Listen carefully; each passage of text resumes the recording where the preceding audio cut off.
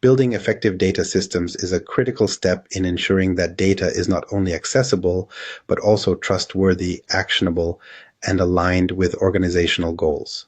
An effective data system is like a well-oiled machine. Each part must work seamlessly together to deliver reliable insights. Let's walk through the 4 key steps involved in creating an effective data system. The first step in building effective data systems is to define data products. A data product is a high-quality data set designed for specific consumption, tailored to meet the needs of its users. Think of a data product as a purpose-built solution, whether it's customer data for marketing insights or order data for operational tracking. To define a data product, organizations need to scope it to a single business domain, such as sales or logistics. By narrowing the focus to one domain, teams can ensure the data is relevant, actionable, and aligned with specific business objectives. Additionally, ownership of the data product should rest with the relevant teams who have the expertise to maintain its quality and relevance over time. Once data products are defined, the next step is to establish data contracts.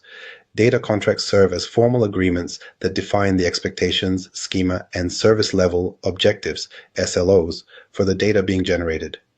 For example, a data contract might specify the required accuracy, update frequency, and format of a customer dataset.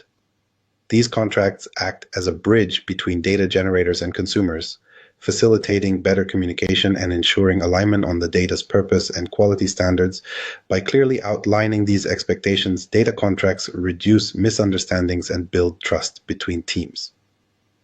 Collaboration is the third pillar of building effective data systems.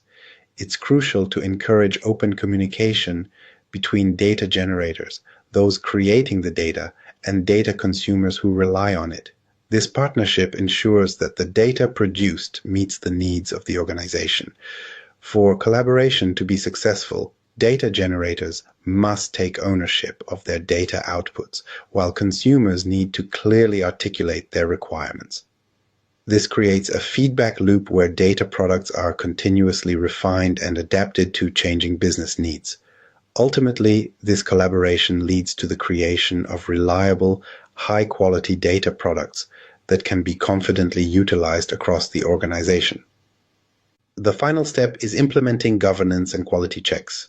A robust governance framework ensures compliance with internal data policies as well as external regulations. This framework also defines roles and responsibilities, ensuring that data processes are consistent and scalable. Governance should include automated quality checks to monitor data accuracy, completeness, and relevance.